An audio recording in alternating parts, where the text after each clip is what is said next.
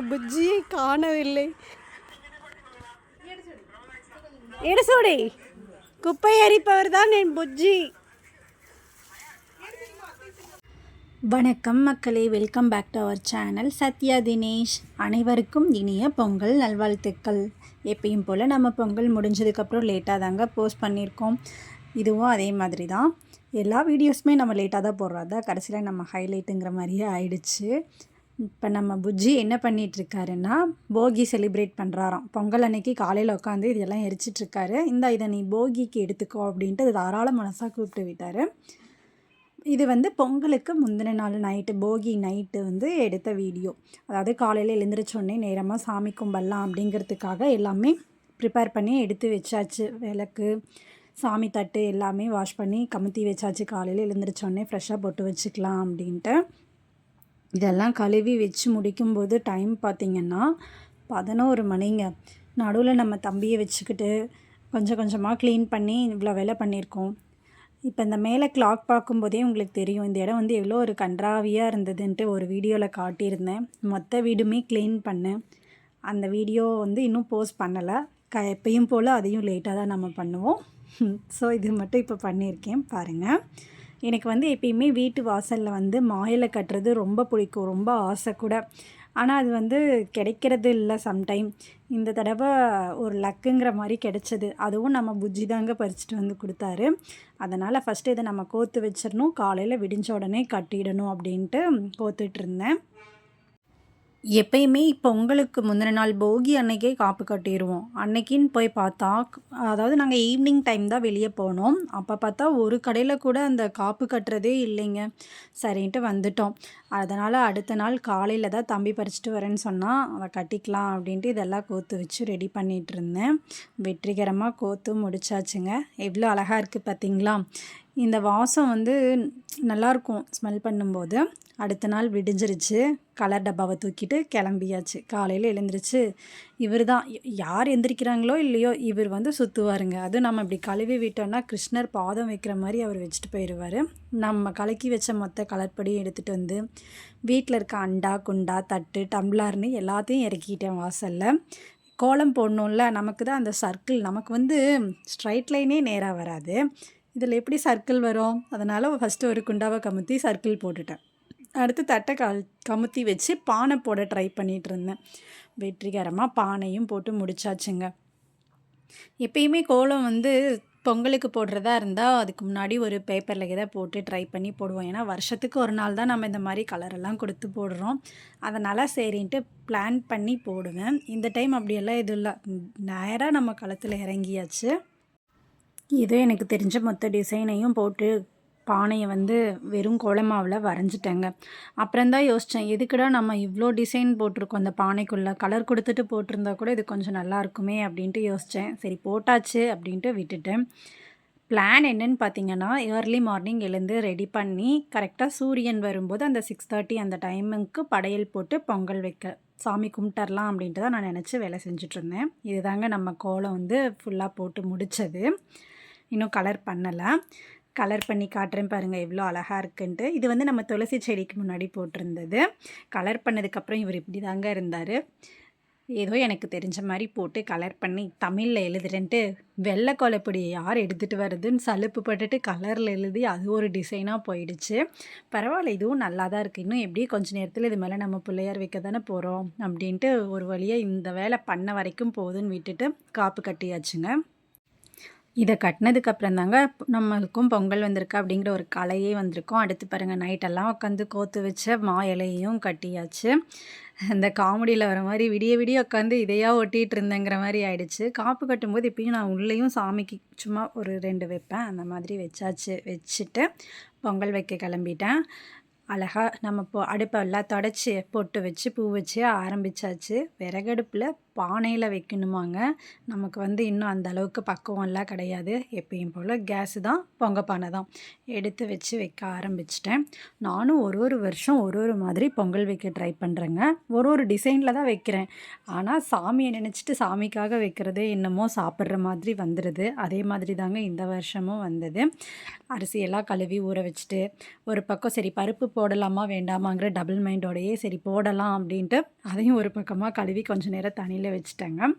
பானையை வச்சு ஃபஸ்ட்டு பால் தான் ஊற்றுனேன். ஆனால் போன வருஷம் என்ன ஊற்றுனேன்னு எனக்கே தெரியல. நல்லா பொங்கி வந்தது. பொங்கலோ பொங்கல்னு நானே சொல்லிவிட்டு பொங்கல் வைக்க ஸ்டார்ட் பண்ணிட்டேன். பருப்பெல்லாம் போட்டு வெந்ததுக்கப்புறமா அரிசியும் போட்டு, அதுக்கப்புறம் எப்பயும் போல் தான் வெல்லத்தை வந்து தூள் பண்ணி போட்டிருந்தேங்க. அரிசி பருப்பு ரெண்டுமே வெந்ததுக்கப்புறமா போட்டுட்டு, ஆனால் இதில் வந்து ஸ்பெஷலாக ஒன்று ஆட் பண்ணியிருந்தேன். அது என்னென்னா உப்பு தாங்க. ஒரு 2 கல் மட்டும் உப்பு போட்டிருந்தேன். அப்புறம் எப்பயும் போல் முந்திரி, திராட்சை அதெல்லாம் நெய்யில் வறுத்து கொட்டி அப்படியே வாசமாக இருந்ததுங்க. அதுவும் அந்த திராட்சை வந்து நெய்யில் வறுக்கும்போது நல்லா பலூன் மாதிரி புஃப்னு உப்பி வந்திருந்ததா, பார்க்கவே சூப்பராக இருந்ததுங்க. அப்புறம் ஒரே ஒரு பிஞ்ச் மட்டும் பச்சை கற்பூரம் ஆட் பண்ணிட்டேன். சூப்பராக இருந்தது ஸ்மெல்லும்.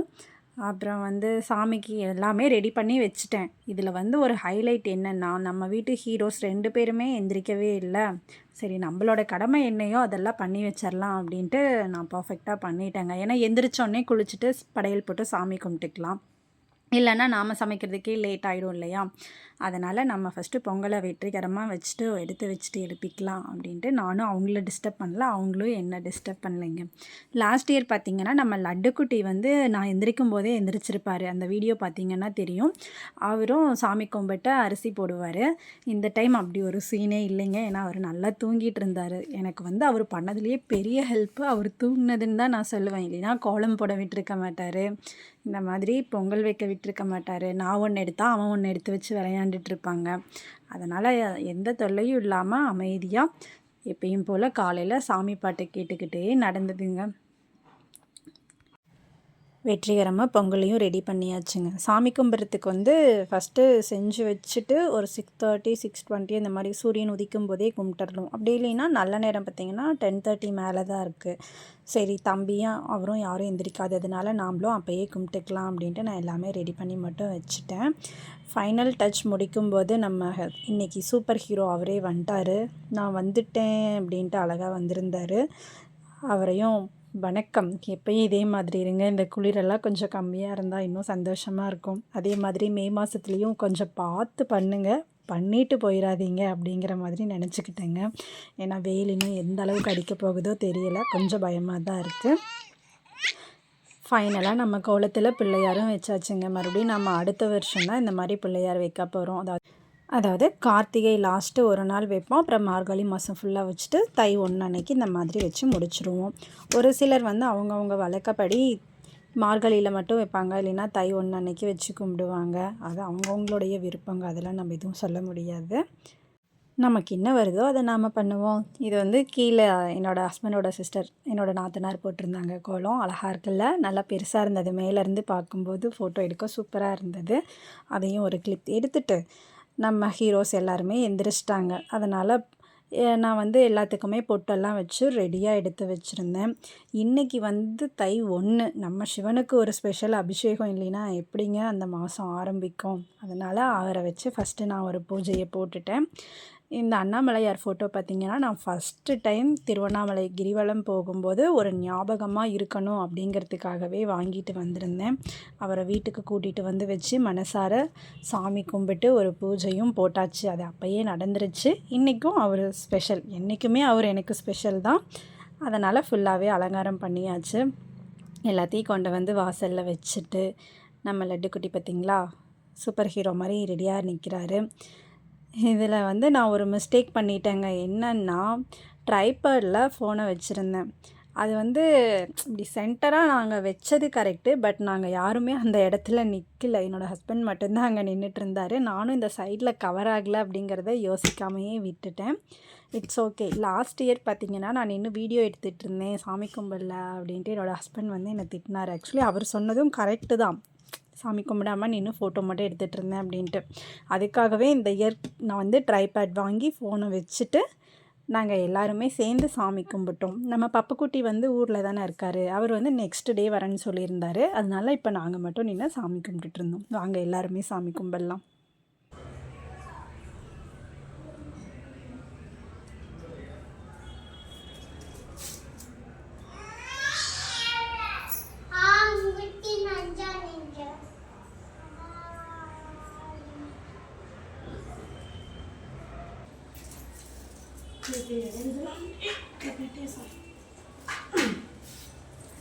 ఇట్లా ఓరమా నవ్వే నిలుస్తుంది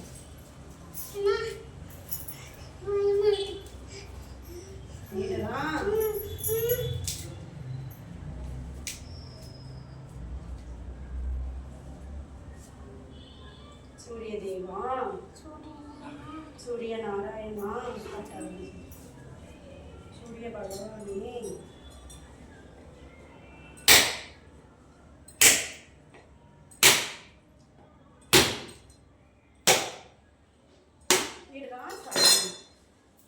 சாமி உட்காரு நாயனா தேங்காய் போட்டுட்டு செஞ்சு பொங்கலோ பொங்கல் பொங்கலோ பொங்கல்.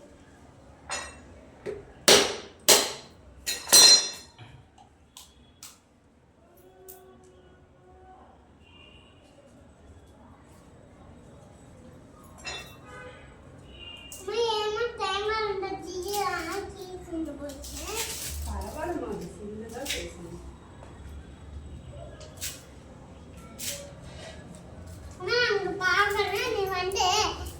నువ్వు దాన్ని ముట్టకూడదు. ముట్టకంటే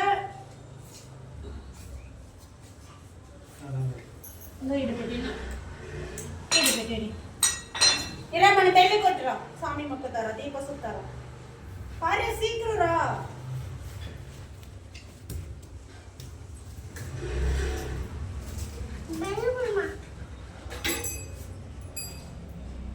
ఇంత పెట్టించాను చుట్టేసి సూర్యుని చుట్టేసి ఉప్పిన పెట్టు సూపు దేవుడు ఆడు ఉండని కలిసి సూర్యుడు ఆడు ఉండయి కాంపౌండ్ కొట్టు మీరు సామి పిల్లయ్యారు కదా సుట్టు నచ్చ కొట్టు సామి పొంగలో పొంగల్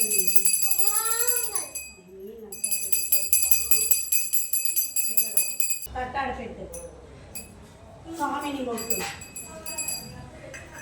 ముట్టి ముక్కండి.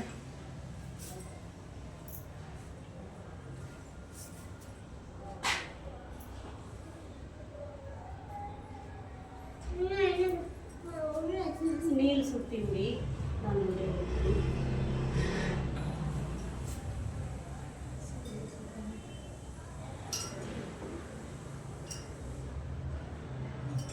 అన్ని పెట్టి இது என்ன கிளிப் அப்படின்னு பார்த்தீங்கன்னா, சரி எல்லாருமே இப்போ தான் ஃப்ரெஷ்ஷாக இருக்கோம், நீட்டாக ட்ரெஸ் எல்லாம் அழுக்கு பண்ணாமல். அதனால் சரி ஒரு ஃபோட்டோ எடுத்துக்கலாம். அது வந்து வீடியோவில் அப்படியே ரெக்கார்ட் ஆகும். நான் வந்து ஷார்ட் எடுத்துக்கிறேன் அப்படின்னு சொல்லிட்டு அவர்கிட்ட சொல்லிகிட்டு இருந்தேன். அப்புறம் தம்பி மட்டும் அதில் நிற்கவே இல்லையா, அதனால் அவனை கூப்பிட்டு நிற்க வச்சிட்ருந்தேன். அவர் வந்து ரொம்ப ஸ்மார்ட் தெரியுமா, அவர் என்ன எப்படியெல்லாம் பதில் சொல்கிறாருன்ட்டு நீங்களே கேளுங்க.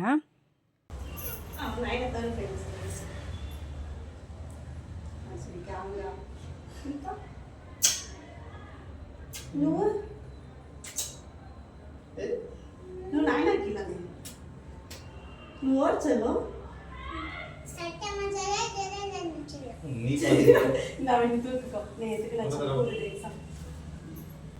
எவ்வளோ தெளிவாக ஆன்சர் பண்ணிட்டேன் பார்த்தீங்களா. ஏன்னா ஒருத்தர் செல்லன்னு சொன்னால் இன்னொருத்தருக்கும் வரும். நம்ம அவங்கக்கிட்ட வேறு ஏதாவது கேட்க போகும்போது நீ அவங்க செல்லம் தானே என்கிட்ட ஏன் கேட்குற அப்படிம்போம்.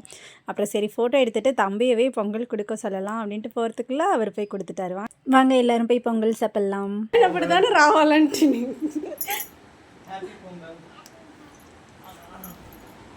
இது சூப்பராண்டாயி நீ இப்படிதான். Happy Pongal. Happy Pongal. Happy Pongal. லட்டுமா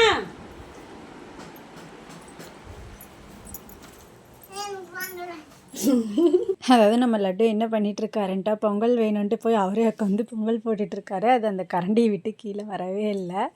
சரின்ட்டு தம்பிக்கு போட்டு கொடுத்துட்டு, அப்புறம் வெளியே வந்து நம்ம எப்படி வச்சு சாமி கும்பிட்டோம் அப்படின்ட்டு ஒரு ஃபோட்டோ கூட எடுக்கவே இல்லையாண்ணா, அதனால் நேராக வச்சு ஒரு குட்டி வீடியோ மாதிரி எடுத்துகிட்டு இருந்தேன். ஏன்னா நம்ம சப்ஸ்கிரைபர்ஸ்க்கு நம்ம ஷேர் பண்ணணும் இல்லையா? அதுவும் இல்லாமல் நம்ம சப்ஸ்கிரைபர்ஸ் வந்து இப்போ நிறையாவே இருக்காங்க.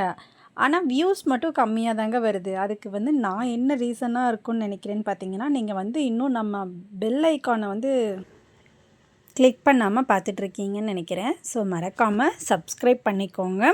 பெல் ஐக்கானையும் கிளிக் பண்ணிக்கோங்க. அப்போ தான் நான் போடுற வீடியோஸ் வந்து ரெகுலராக உங்களுக்கு வியூ ஆகும். மிஸ் பண்ணாமல் உங்களுக்கு ஃப்ரீ டைம் இருக்கும்போது பாருங்கள். கண்டிப்பாக உங்களுக்கு பிடிக்கும். அப்படி இல்லைன்னா அதில் நிறை குறைகள் இருக்கும்போது எனக்கு கமெண்ட் பண்ணுங்கள். நம்ம அதை மாற்றிக்கலாம். அடுத்து நம்ம எங்கே போனோன்னா ட்ரெஸ் எடுக்கலாம் அப்படின்ட்டு கடைக்கு கூட்டிகிட்டு போயிட்டார். சரி தம்பிக்கும் புது ட்ரெஸ் இருந்தது, அதனால் எனக்கும் எதுவும் பெருசாக வேணாம் அப்படின்ட்டு அவரும் எதுவும் எடுக்கவே இல்லை, எனக்கும் எடுக்கலன்ட்டு. எனக்கு வந்து இந்த ட்ரெஸ் எல்லாம் எடுக்கிறதுல எப்பயுமே ஒரு ஆசை இருந்ததே இல்லைங்க. ஏதாவது ஆஃபரில் இருக்கும்போது ஒரு 2, 3 அந்த மாதிரி ஒன்றா எடுத்துகிட்டு வருவேன். ஒரு ஃபெஸ்டிவலுக்கும் அதையே ஒவ்வொன்றா வச்சு போட்டுக்குவேன். மற்றபடி பொங்கலுக்கு ஒன்று எடுக்கணும், தீபாவளிக்கு ஒன்று எடுக்கணும், பர்த்டேக்கு ஒன்று எடுக்கணும் அப்படின்னு கூட நான் எடுக்க மாட்டேங்க. எது இருக்கோ அதை அப்படியே போட்டுப்பேன். ட்ரையல் ரூமில் போய் அப்பாவும் பையனும் விளையாண்டுட்டு இருந்தார். அவர் உள்ளே போன உடனே இவரும் நான் பின்னாடியே போவேன் அப்படின்ட்டு லட்டு குட்டி கிளம்பிட்டார். சரின்ட்டு ட்ரெஸ் எல்லாம் வாங்கிட்டு லிஃப்ட்டில் இறங்கி வந்துட்டு இருந்தோம். இந்த லிஃப்ட்டில் இறங்கும்போது அந்த ஒரு நிமிஷம் அது இப்படி மேலே கீழே அட்ஜஸ்ட் ஆகுமா, அது எனக்கு ஒரு மாதிரி இருக்கும். பட் தம்பிக்கிட்ட அந்த மாதிரி ரியாக்ஷனே இல்லைங்க. ட்ரெஸ் எல்லாம் வாங்கிட்டு வெளியே வந்தால் இவ்வளோ பெரிய சேவல் இருந்தது. அப்புறம் தம்பியை கூட்டிகிட்டு போய் சேவல் காட்டிகிட்டு இருந்தேன். அவனும் எக்ஸைட்மெண்ட்டோட பார்த்துட்டு இருந்தான். అది పోతాయిమా అది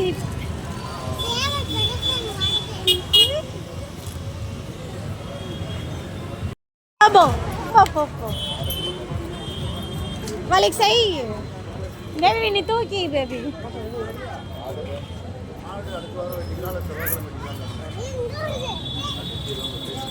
అని வேலை செய்யறது ஆமாம் வேலை செய்யறது கரெக்டாக.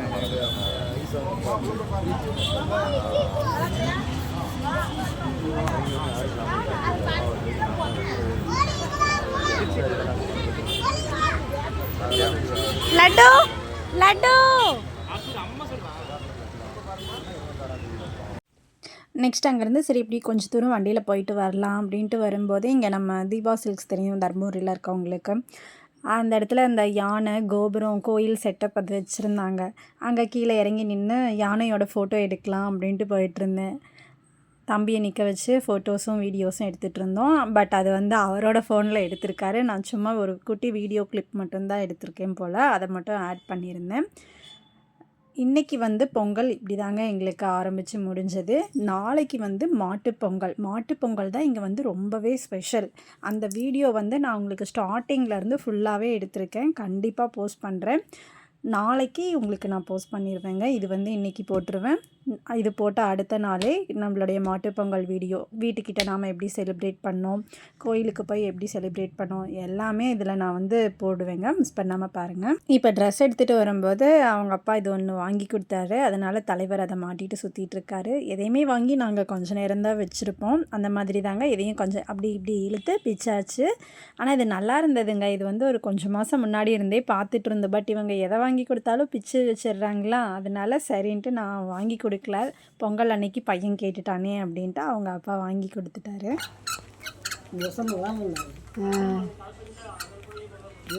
ఇది నీట్లా ఫ్రీగా అట్లా ఉడి సైట్లో ఫ్రీగా పెట్టి